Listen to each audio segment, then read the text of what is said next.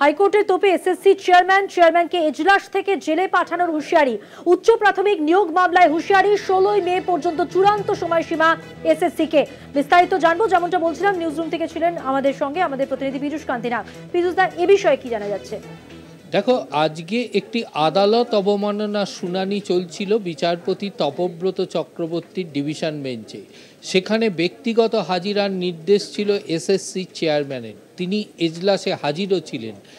আদালতের নজরে যখন আসে যে সুপ্রিম কোর্ট এবং হাইকোর্টের নির্দেশের পরেও উচ্চ মাধ্যমিক নিয়োগ প্রক্রিয়ায় তারা নির্দিষ্ট যে কর্তব্য সেই দায়িত্ব আদালতের নির্দেশ মানা হয়নি, তখনই কিন্তু বিচারপতি ক্ষুব্ধ হন এবং বিচারপতি তখনই কলকাতা হাইকোর্টের ডেপুটি শেরিফকে ডেকে পাঠান এবং তিনি মন্তব্য করেন এই মুহূর্তেই এসএসসি চেয়ারম্যানকে জেলে পাঠানো হবে। বিচারপতি তপব্রত চক্রবর্তীর নির্দেশে ডেপুটি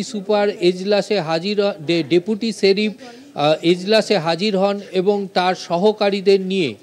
আদালতের নিয়ম অনুযায়ী যদি কোনো ব্যক্তিকে সরাসরি এজলাস থেকে জেলে পাঠানো হয়, সেক্ষেত্রে হাইকোর্টের যে শেরিফ আছে সেই শেরিফ দপ্তরের মাধ্যমেই তাকে পাঠানো হবে পুলিশের কাছে এবং সেখান থেকে জেলে।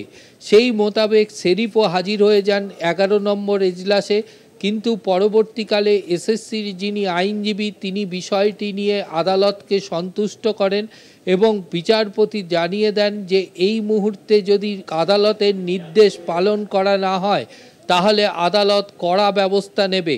যদিও এসএসসি চেয়ারম্যানের পক্ষ থেকে আইনজীবী বারবার আদালতকে বলতে থাকেন যে আদালতের নির্দেশ সত্ত্বেও যে নির্দিষ্ট নিয়ম এবং পরিকাঠামো যে গণ্ডি রয়েছে সেই গণ্ডির মধ্যে থেকে আদালতের নির্দেশ পালন করা সম্ভব হচ্ছে না, কারণ উচ্চ প্রাথমিকের নিয়োগের ক্ষেত্রে যে নির্দিষ্ট নিয়মানুবর্তিতা রয়েছে সেক্ষেত্রে আদালতের নির্দেশ পালন করতে গেলে সেই নিয়মানুবর্তিতাকে লঙ্ঘন করা হবে।